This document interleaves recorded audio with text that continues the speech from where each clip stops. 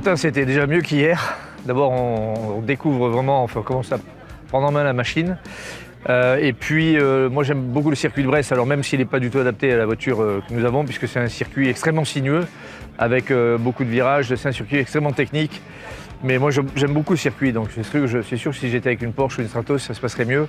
Mais je me suis quand même beaucoup amusé, peut-être un peu trop, parce qu'à mi-course, il a fallu que je lève le pied, on était en pneu pluie, comme je le disais hier, en pneu intermédiaire, et les pneus sont complètement cloqués.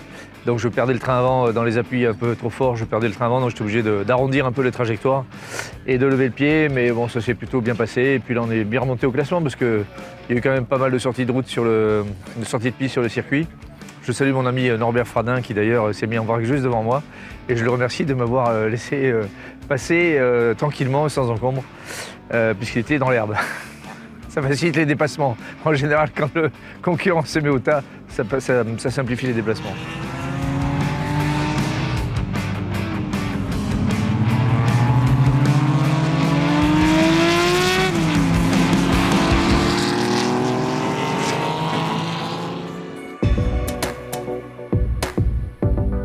Au départ de Beaune, on a traversé la campagne Bourgogne et franchement, c'est magnifique.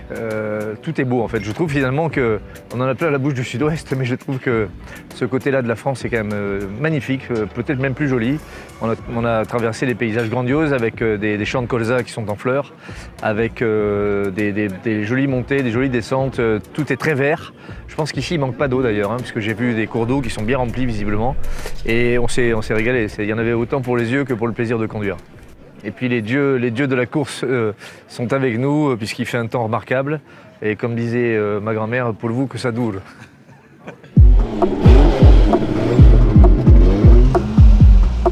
Le 227 au départ, 227 au départ.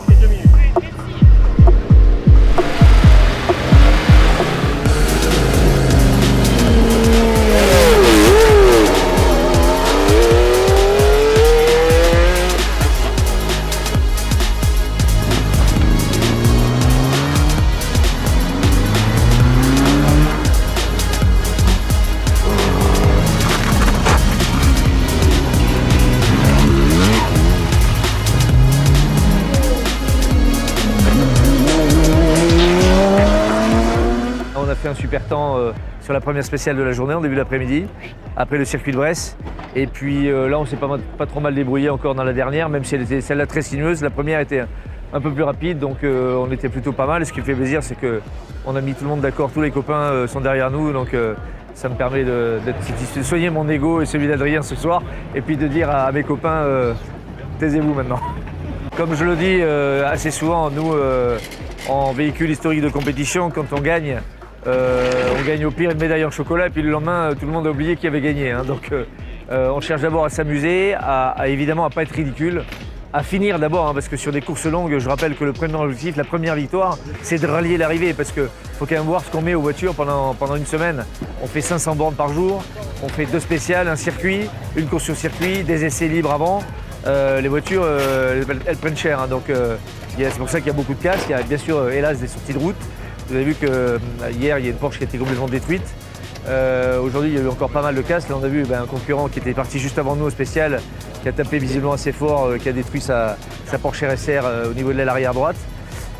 Donc voilà, l'objectif c'est d'arriver et puis évidemment de ne pas être ridicule, mais pas spécialement d'aller chercher la limite. Ça ne sert à rien et c'est quand même des voitures qui valent un certain prix aujourd'hui. C'est quand même dommage quand on les détruit.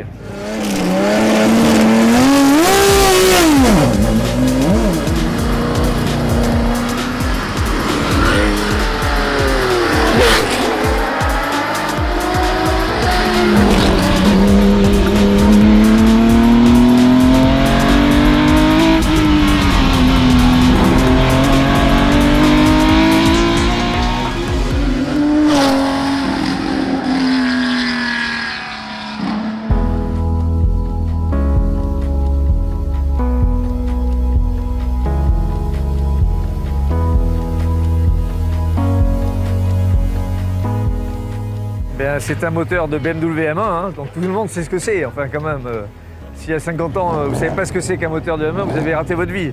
C'est un 3,5 litres 24 soupapes qui délivre.